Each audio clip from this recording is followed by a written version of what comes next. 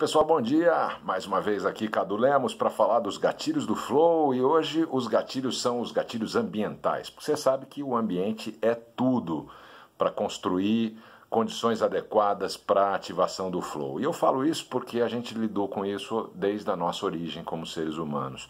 O ambiente naquela época, lá atrás, ele era hostil, era preciso lutar pela sobrevivência, caçar para poder se alimentar. E o cérebro reptiliano que nos acompanha até hoje era o responsável por reações que a gente tinha diante do perigo. Ou seja, se o ambiente apresentasse perigo, risco, o cérebro imediatamente te colocava no modo lute ou fuja, fight or flight. E com isso você praticamente intuitivamente tomava a decisão do que fazer a seguir. O que acontece hoje? O cérebro reptiliano está aí e muito daquilo que a gente vive hoje, como ansiedade, estresse, é a reação natural ao perigo ou ao momento de risco que a gente vive no nosso dia a dia. Nas empresas, então, nem se fala, né? Um dos grandes problemas hoje é o burnout, que ataca 33% da força de trabalho global. E se você considerar que os ambientes das empresas não são, os melhores, com raras exceções, para se buscar uma qualidade realmente de trabalho que flua ou que induza o flow, para dar um exemplo, ambientes abertos, com todo mundo trabalhando junto, é muito legal, tem muita integração, mas a produtividade é baixíssima, porque as interrupções são frequentes, porque a gente está hoje num mundo de atenção fragmentada, você não consegue mais manter o teu nível de atenção por muitos segundos. Aliás, tem uma pesquisa da Microsoft antiga, que foi feita há uns 5, 6 anos atrás, eu acho, e que falava que hoje o nosso espectro de atenção do ser humano é alguma coisa por volta de 6 segundos, e que um peixinho de aquário tem 8 segundos de atenção. Depois tem algumas discussões com relação aos dados dessa pesquisa, mas o fato é que a gente não tem uma atenção contínua, plena, ninguém hoje mais lê um texto longo, não vê mais um filme inteiro sem consultar o celular, né? Ficar naquela sala de cinema 2 horas e conseguir ver o filme e mergulhar naquela experiência, não consegue. Daí o sucesso também das séries todas, né?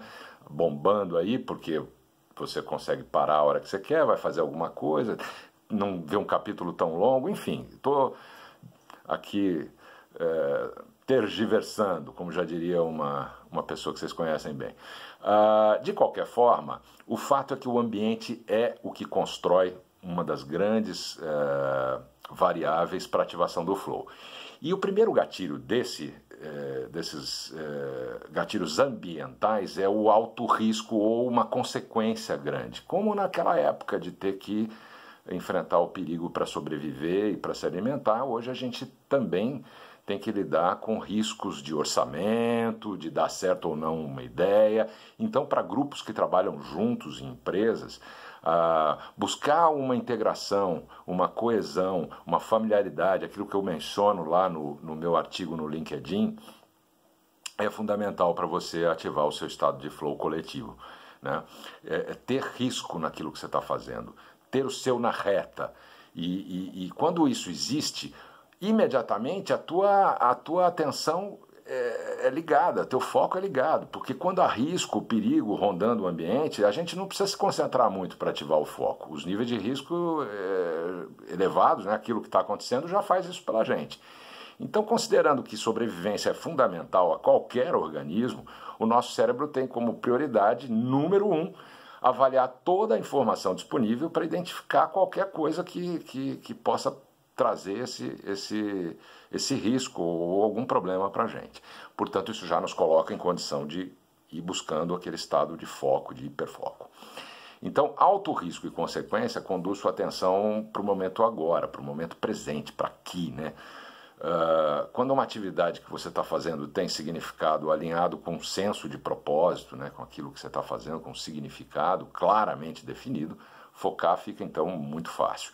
Quando a gente vê os atletas, por exemplo, de esportes radicais, a questão do alto risco e consequência é inerente, né? Se o cara não estiver no flow, ele corre o risco de morrer, porque as decisões são tomadas em micromilésimos de segundo e quem toma essa decisão não é o nosso córtex pré-frontal, porque no estado de flow existe um processo chamado hipofrontalidade transitória, ou seja, quando você está em flow, o teu lado racional, de avaliar, de medir, o crítico interior, aquela vozinha que fica falando não faça isso, vai dar merda, aquela coisa toda, não existe, porque existe esse desligamento desse lado mais racionalizado, ou seja, entra em ação a intuição, né, a criatividade, em segundos, milésimos de segundos, as decisões são tomadas dessa forma. Estou falando de esportes radicais, mas você pode transferir claramente para outros momentos da sua vida. Então isso é muito interessante. Então, alto risco e consequência é o primeiro gatilho ambiental. O segundo, que é natural também, é um ambiente rico. Um ambiente rico significa, então, um ambiente com muita novidade, imprevisibilidade, complexidade, que são três coisas que chamam a nossa atenção, né? E geram foco. Quer um exemplo? Vai viajar para um lugar, ou lembre-se quando você viajou para um lugar que você nunca tinha estado antes. Tudo novo, né? Tudo completamente inesperado, você não sabe o que vai acontecer quando você virar aquela esquina. Enfim, um lugar novo põe o teu cérebro num estado totalmente confuso, porque ele gosta de trabalhar prevendo padrões, se antecipando. Quando é tudo inesperado, esse tal do mundo VUCA, né? Volátil, incerto, complexo e ambíguo, e que é o novo normal, se a gente não sabe o que vai acontecer em seguida, a gente presta muita atenção ao que vai vir, né? Então, complexidade, quando há muita informação chegando de uma vez, faz o mesmo papel. Quando você tem muita coisa, teu cérebro também fica ligado, né? Então, uma qualidade de consciência física total é a partir daí gerada, que nos leva ao gatilho número 3, que é a corporificação profunda, né? Que é o momento em que você e a atividade que você está desenvolvendo, elas são a mesma coisa.